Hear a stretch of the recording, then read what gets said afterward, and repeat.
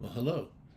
I just completed the new Cobi F16 AM A4 variant of the plane, meaning modernized. This one is in Ukrainian markings. It's a brand new kit. I'll do a video at some point comparing this to the F16 that they currently have, the American one.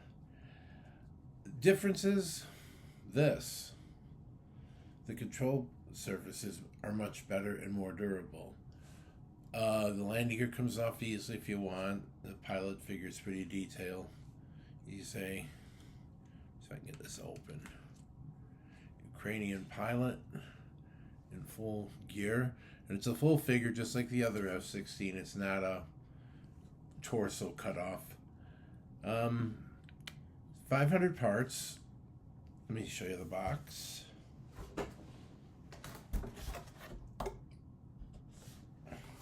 And there's some interesting things I'll explain about this. And I had no problems with any of the parts. All the parts were there. An interesting build because this plane currently there's a lot of controversy. I'll show you the reason being because the Ukrainians got their hands on F-16s. What does that mean? It means they have pretty much kind of evened it up against the Russians. These M versions have the same electronics as the current ones the United States flies, the newer ones, the Block 70, Block 80s. Does this help the Ukrainians? Yeah, in a dogfight, the F-16 is deadly, even this one here. But what makes it even more deadly is the AMRAAM missiles and the Sidewinder missiles. Both of them being very, very potent weapons. The AMRAAM has a speed of Mach 4.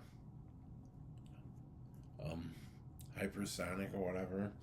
And the Sidewinder Mach 2.5. So these are very quick, go on target, shoot them down kind of missiles.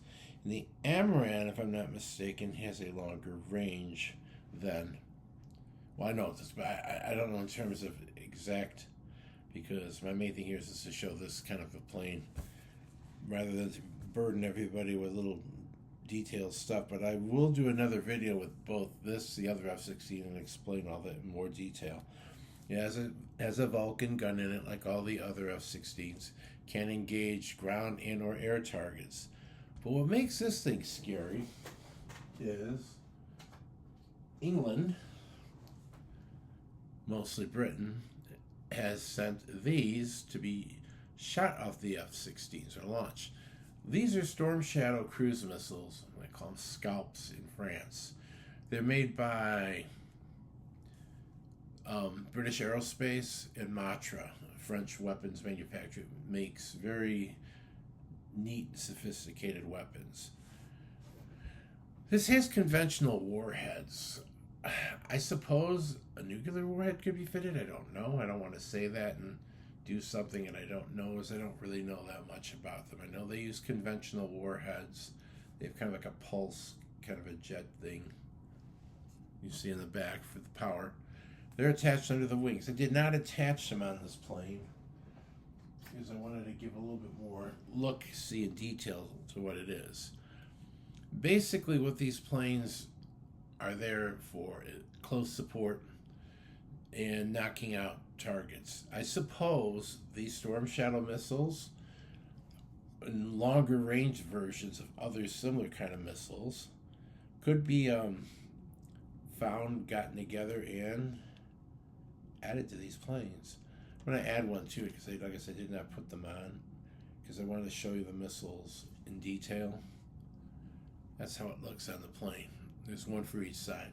But for what I'm doing with the plane, I'm going to keep them off. I just, like I said, wanted you to see what they have and the capabilities. As far as actual flying abilities of this plane, it's Mach 2.05, so 1,400 and some miles per hour. It's got a range of 1,600 miles. I know that. Service ceiling of 55,000 feet, some odd feet.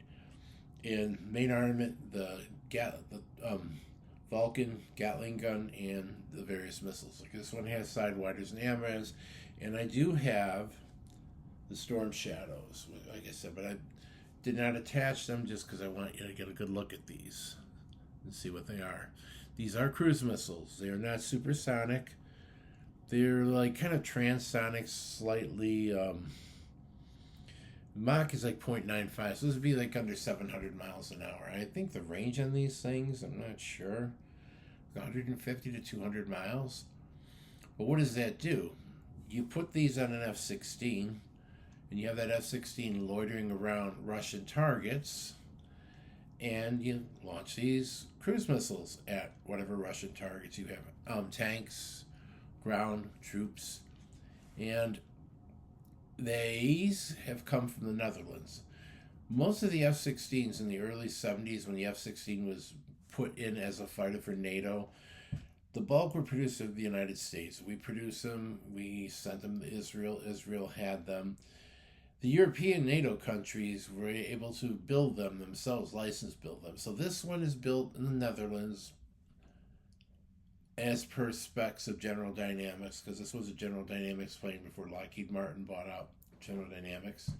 And that's how these were produced. They were produced in the Netherlands. I gotta look and see what other NATO countries produce them, but I do know this batch that's in the Ukraine right now, these came from the Netherlands, and then they modified them, modernized them, and sent them out. One of them crashed because of pilot error, but as far as the others, I think the others are all intact and ready to go. And the thing is, yesterday, which would have been the 17th, our president, Biden, said that it was okay for us to go ahead and allow Ukraine to use the ATACMS and probably stuff like this, American versions. I don't know if we have any plane launch cruise missiles and the bombers do, but as far as fighters. But there are other things that we have, the Mark 82 bombs, things that we would have in our F-16s. Now, they could put them on theirs, I guess, and go ahead and attack targets in Russia. Most of these planes, I think, are used for the coverage of what's going on in Kursk. Just a little side note, Kursk was a very famous World War II tank battle between the Soviet Union and Nazi Germany. And that battle, you would have a lot of older Soviet tanks, old T-34s, KV-1s, KV-85s going up against... I don't know if the Panther was involved. Yeah, it probably was. I know the Tiger was there, the Mark IV, the Mark III, and probably the biggest tank battle of all time, which the Germans lost because of the way they fought it. And their reaction and ability to develop tactics against the Soviets were starting to lack at that point of history, and they did not have all the materials they needed. They didn't really have them when they initially invaded, but sorry to get off track, but I mention this just because Kursk was a famous battle place. And now the Ukrainian military forces have used that to basically put a thumb in Russia's face. Now, if Russia was so powerful and so ready, to do whatever, they should have steamrolled the Ukrainians that are in there. The reason that Ukraine is such a smaller country compared to Russia in terms of materials, in terms of people are able to survive, is because they're getting these from the United States, these from France and Britain, and from the other NATO countries. They're getting NATO weapons is what's happening. The reason that the Netherlands donated these to Ukraine is because they're getting F-35s. Ukrainians would probably love to get F-35s. But then again, you have to think of some other things. And if Putin was such a bad, evil, nasty person, he would have done nukes by this time. I think right now he's stalling and waiting until President Trump gets inaugurated, and then I think they'll end this. It'll end. Everybody will wind up being happy. Not totally happy, but happy enough so that everything's peaceful and everybody can go about their business again. And Basically, all I think Russia wants to do is sell natural gas and oil. They don't want to be doing this stuff. They were stupid. They got in there. Biden antagonized them because Biden and his people, Russia is this, Russia's doing that. Russia wasn't really doing anything. I mean, there might have been some little things here or there. There are everywhere else, but I mean, a lot of misreading of countries and just sending the wrong messages and doing the wrong things have got us where we are now. That being said, I mean, they're not going to abandon Ukraine. I don't think they'll let Ukraine join NATO, but I think they'll be a neutral country equipped by NATO, watched over by NATO, and basically it'll be it. Russia can go back because Russia's losing a lot. I mean, they're using tanks that are older than me in that war. That's scary. Those are museum tanks. That being said, people are like, oh, these are older F-16s. Yeah, but they've been modernized and refurbished. The damage they could do on the equipment that the Russians are putting up there, I mean, not good. And also, you have North Korean troops involved, and I'm sure the South Koreans who run the F-16 in their own country are watching if they use the F-16 against the troops, how, and as far as a battlefield kind of a weapon. So when they have to fight North Korea, which is going to happen because Kim Jong-un is unbalanced, you're going to see them watching the way fighting and equipment was being utilized in Ukraine and how they're going to come back and do that to fight North Korea if they ever have to do that. You don't want that, but I mean, when countries fight wars, people watch. Goofy people like me, I like military stuff, but countries watch because that's how they develop their tactics for fighting or defending themselves against a country. One of the key things about being able to do that is to have a good Air Force with good aircraft that can react and do many things. The F-16 is great at that. It's been for years. And it along with the F-15, I mean, send fear down the spines of some people. But this plane, even in small numbers, and they're going to get more of these, other countries will donate them. And if they're properly trained, which it seems like it's going that way because they're training them in Europe, NATO countries, Ukraine should be able to be kind of self-sufficient and defend itself. So they don't have to go and use weapons like these Storm Shadow and nuclear tippet or whatever, because that's what winds up happening. And you gotta realize Ukraine and Russia were the most sophisticated and most important members of the Soviet Union. And for whatever reason, I mean, they kind of like worked well together. All the better Soviet troops, officers who were either Ukrainian or Russian or Belarusian or maybe Georgian. But as far as the rest of them, they're all cannon fodder foot soldiers, and that's the way they had them all. That being said, if Ukraine wanted to use nuclear weapons, they have nuclear energy, and they did have nuclear weapons when they're part of the Soviet Union. How far would it be from them to go ahead and devise a warhead to throw on one of these and send them over? Ukraine is very angry with Russia. And the reason is, and it's not kind of Russia, well, it kind of is. During the Soviet days, when Joseph Stalin was the leader of the Soviet Union after Vladimir Lenin died, they wanted to industrialize. And to industrialize, you had to grow a lot of grain, which they did, and other foodstuffs, export them to get hard cash to do your industrialization. Well, the Ukraine did not like to use collectivized farming, and I'm not going to explain all that because it's about the F-16. I'm just trying to explain a little bit of a scenario in Ukraine. So because of that, they went and collectivized. Joseph Stalin said, we're going to starve these people, starve them to death, which should have been the Holodomor in the early 1930s, where they were just confiscating grain, using it to buy things so they can industrialize and letting people starve. The Ukrainians have not forgotten that. And this war, a lot of that bloodthirst because of that is in there. You bring Poland into the thing, because Poland kind of is a very strong supporter of Ukraine. They had some issues during the Soviet days. After the Germans and the Soviets split Poland up, they took most of the intelligentsia, officers' corps, and basically people who were not communists and murdered them in a cat and woods. And this was done by Lavrentiy Beria and the NKVD under Stalin's orders to weed out all antisocial and anti-socialist people because, I mean, they're not going to allow us to do so, we're going to kill them. And it so happened the Nazis found all of this and expose us to the world, and they didn't do it. The Soviets did that. Well, the Polish people have not forgotten that, so they're not too happy with the Russians either. Like I said, Russia is equated with what was the Soviet Union. They're not. They're just Russia. Do they make bad decisions? Yeah. Are they like evil?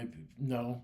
They have to do what they have to do to survive within their own country. And prior to this war, they were exporting natural gas and oil, and they were making a really big business out of it. And if the war ends, they'll be able to go back to doing what they were doing.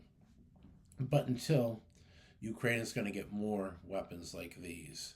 And they're going to use them the way they see fit to keep their country free, to punish the Russians, and or if they got like a jump on them, I think they'd actually go into a war with them. I'm not sure. So there you have it. This is, like I said, a new Cobi kit, modernized F16 AM, A for initial model, M for modernized. They'll probably modernize the different standards of the different ones out, like the Block 70, Block 80. I have to go into a video and explain all that so you can understand a little bit more. I don't mean to be throwing so many conceptualizations and things out here, but so this is why you have them flying these aircraft and why you have these. As far as kits, I would recommend buying this one. I like this one better than the American one that I built a long time ago, just for the simple reason that this thing is just a gorgeous, gorgeous plane and one of my favorites. So not to make everybody sick with me being overblown and kind of long with this, I'm going to end this video because I just received in the mail. Let me get and show you. Ah, there it is. British Challenger 2 tank. And it will be in Ukrainian markings. This is another gift that the Ukraine received. I would say this is probably the best tank in the world. Everybody likes the Abrams. They both use the same type of armor, but let me build it, and I'll get you in a detailed video of this.